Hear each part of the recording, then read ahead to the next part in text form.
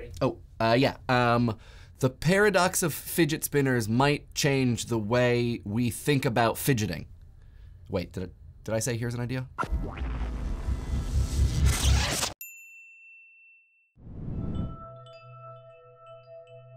Fidget spinners and other fidgety devices have been around for a bit, but only since the end of last year have they been a bona fide craze. Forbes described these things as the must-have office toy in December, but by this month, the New York Times has described them as the hula hoop of Generation Z, referencing the worldwide adolescent craze from the 1950s. And I mean, yeah, fair. There are 5 spinners here in an office of like 10 people. There's an entire YouTube ecosystem around them. In my neighborhood, which has 3 middle and high schools, the sidewalks are littered with fidget spinner packaging. Global sales estimates are in the tens of millions. The assumed purpose of the fidget spinner is to help people, particularly students, concentrate, to give an outlet to excess energy caused by stress or anxiety, particularly that associated with ADHD and autism, something that we're gonna spend plenty of time on in a few minutes. But many teachers have been saying, actually, tool-assisted fidgeting is not an aid to concentration, but a hindrance, that they are a distraction, with students focused on spinner color, construction, and skills,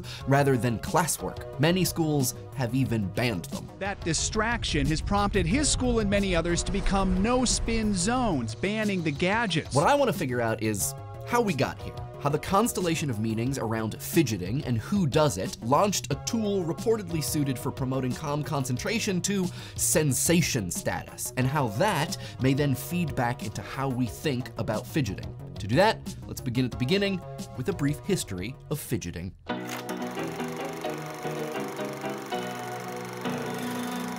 Fidget's etymology links it to a long disused verb, to fidge, meaning move restlessly. But in Emotion in the 19th Century, A Culture of Fidgets, Karen Chase points out that in popular usage, fidget was also, and remains, the name of a pie, one with an overabundance of ingredients. Okay, I'm gonna put this down there. Through successive literary turns, including the character Lady Fidget from William Wycherley's The Country Wife, Chase says that fidget came to name out-of-place actions and people exhibiting an overabundance of motion, someone who schemes, plots, and plans. For a long time then, she writes, fidget remained a fidgety term, carrying suggestions of variety, restlessness, impropriety, and surprise, and settling on all manner of objects and behaviors. She points to a late 18th century essay by Noah Webster as a possible source for our current sense of fidget. Surreptitious actions taken by a person who is odd and tense, someone who flaunts social norms. I think a lot of this sense persists. Fidgeting isn't simply moving restlessly. To fidget now is often thought to be inattentive or disrespectful in private, at dinner, in class, at a meeting. In public, at the movies, on the train, or waiting at the DMV, fidgeting is distracting at best and alarming at worst. Chase points out that more than anything, fidgeting is seen as a release valve for built-up irritation. To onlookers, a fidget is a value judgment on the situation in which the fidgeter is seen fidgeting. Like their namesake pie, fidgeters seemingly just have too much going on. Often they're stuck in the situation which inspires their motion, so they gotta do something to cope with it. A student can't simply leave a classroom, but neither is every lesson so gripping it fully occupies every pupil.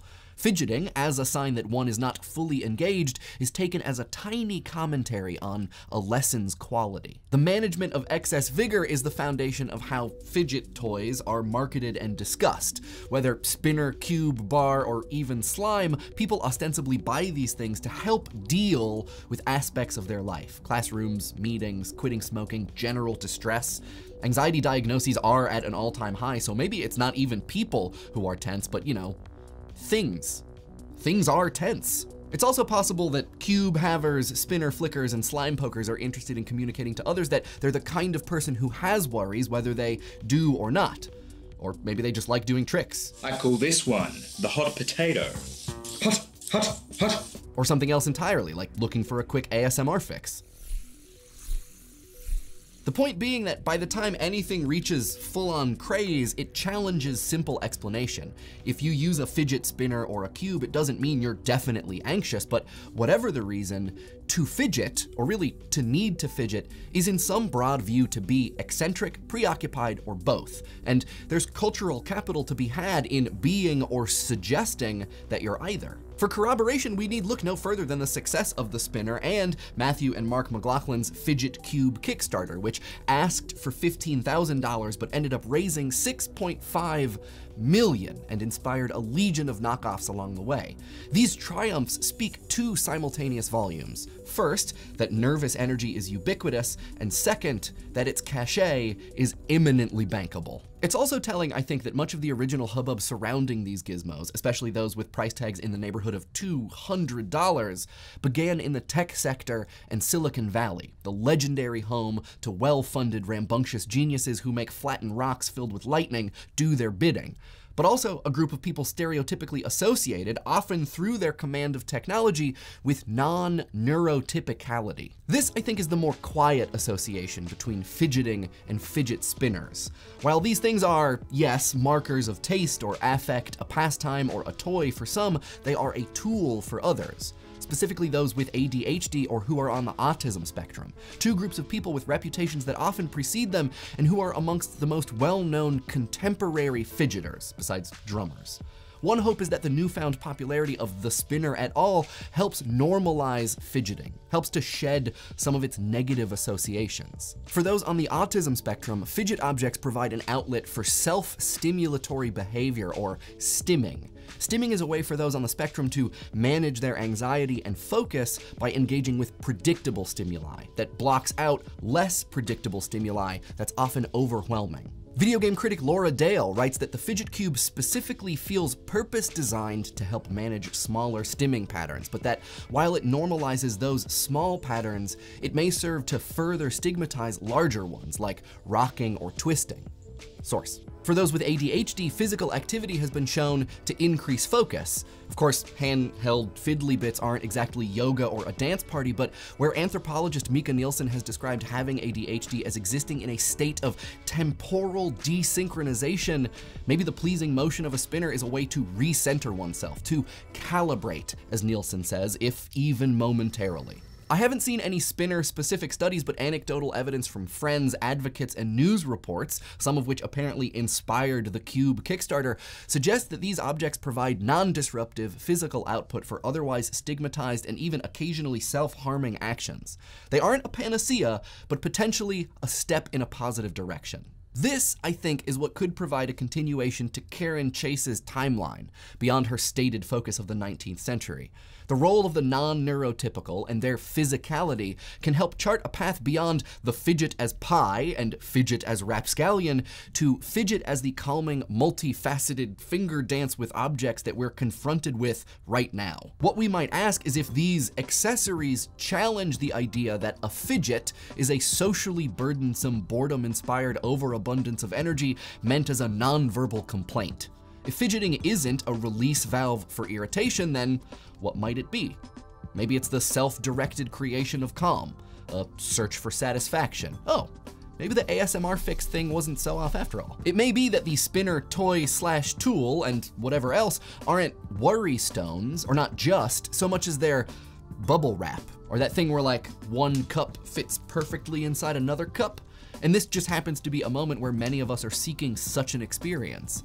As the objects we spend most of our time interacting with move in steps towards becoming perfectly smooth ingots of glass and metal, it's possible that the growing fascination with pens and flashlights, notebooks, and these things smack of a desire to be satisfied by an otherwise diminishing tactility. Scott Stein at CNET attributes the success of fidget spinners and even the Nintendo Switch to just such a desire. Either way, fidgeting has long had negative connotations through its association with mental inactivity and a resulting excess energy. But these things outline a paradox, showing how fidgeting can also be the exact opposite, an abundance of mental activity resulting in excess energy. This paradox echoes that foisted upon the non-neurotypical. Those with ADHD and on the spectrum are often considered simultaneously deficient and imminently capable, savant-like even. This drives, I think, the mystique and therefore broad attraction to these objects. One is able to be at once bored and motivated, preoccupied and hyper-focused, neurotypical and not.